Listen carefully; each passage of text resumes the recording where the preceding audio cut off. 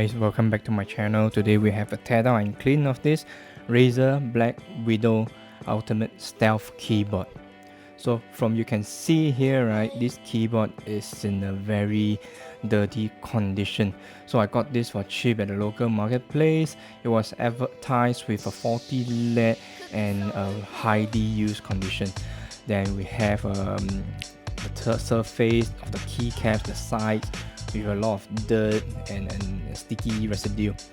So from the sticker we know that it sold around 2014 and the seller got a new keyboard and it was kept in store accumulating dust. So later on we will do a 360 at this keyboard and tear it down.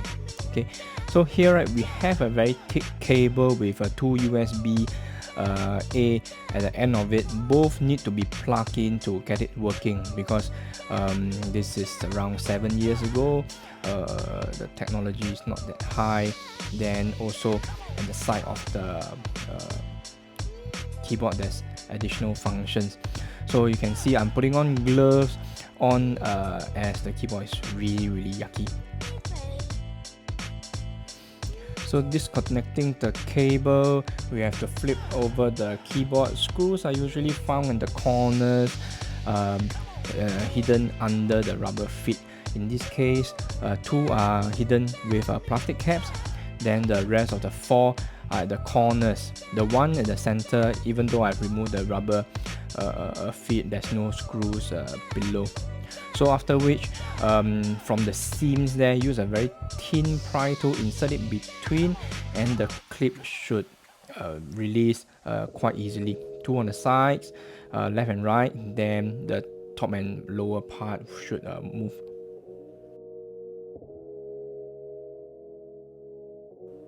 So here we see some screws attaching the base and the PCB. Then we have some specs about this keyboard size. The overall length is 475, the width is 171, and the thickness is 20. We have some media keys on the top row. Later we'll touch on that.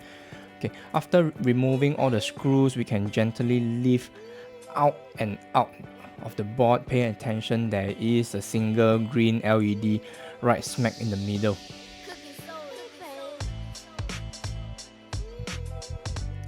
From the dirt accumulated on the keys on the base, right, we can determine that there's no pets in the household, but however the living condition is quite dusty, maybe near the roadside. Or the switches on this board are Razer orange and they are soldered onto the board. So my guess is in 2014 they maybe it's very rare or now no hot swappable keyboards. So the back side of the board is as dirty, so we have a lot of cleaning ahead of us, removing the keycap and cleaning it with a dishwasher and a warm water mix.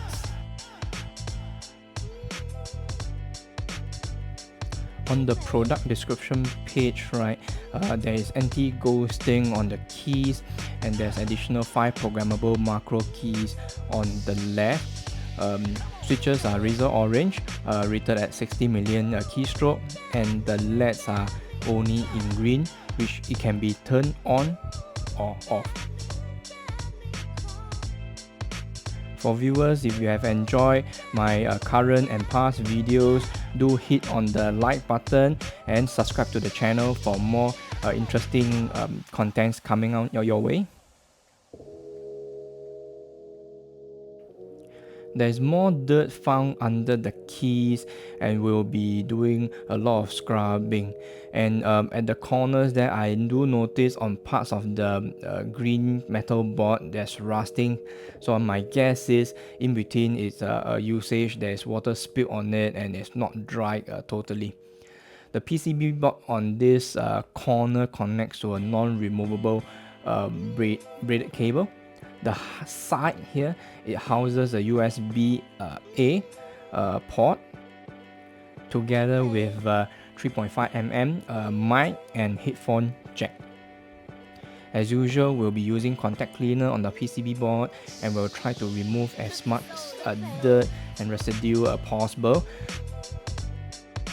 And then we'll mark the switches that need to be changed, and also the one with a LED light that needs to be changed. There are some scratches on the board. I don't think it can be done on the factory level. My guess is someone should have been in here before. 4 spots of solder, 2 for the LED, and 2 for the switch. So preparing for desoldering of the LED, first of all, it's good to have all the components needed on the desk. For example, the flux, the soldering wick, and also the solder sucker, all prepared within your reach before heating up the iron.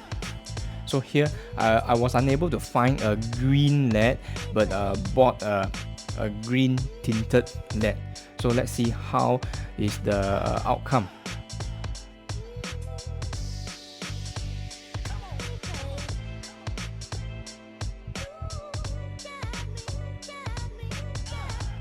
So I have slotted the LED into the empty slot, and let's plug in the USB cables and power it up, see how the color turned out to be.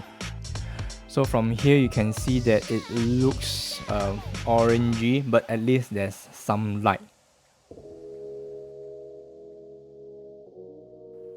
So next will be scrubbing the keys on 5 sides, the top and the other 4 sides, with very strong dishwashing detergent, because over the years of accumulated bodily oil and dirt, and maybe potato chips remnants.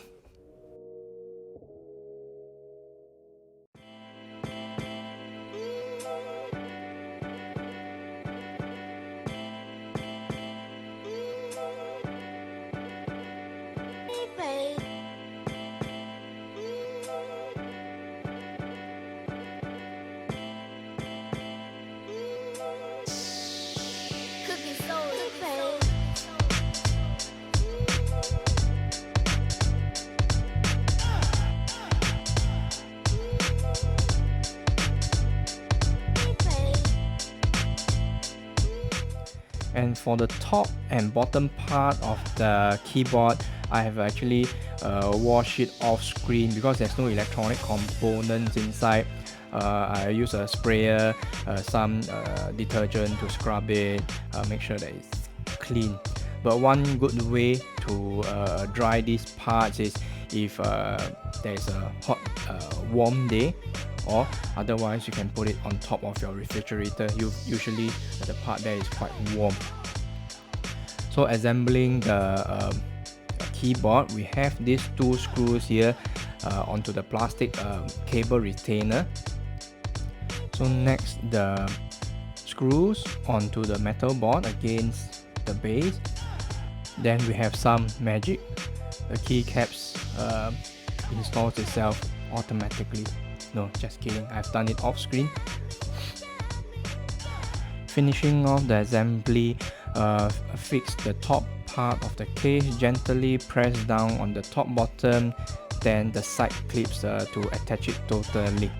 Not forgetting the 6 screws on the back, then we are done.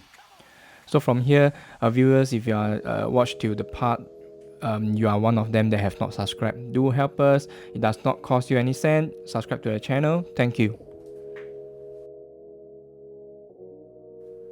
See you in the next video. Signing off, this is Restore Refurb Works.